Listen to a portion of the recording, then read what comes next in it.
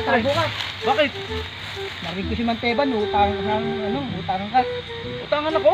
Oo. 2,000. Salamat po sinabi mo sa akin. Pare, paano yan?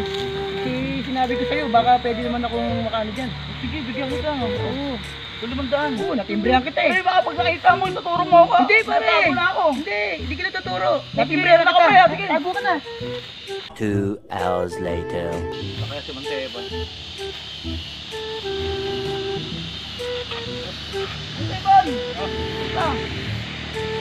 Manteban. Pasensya ka na, wala akong pera ngayon. Ito. Bigyan kitang 100. Panigarilyo pang merienda mo pa. Bakit may pera?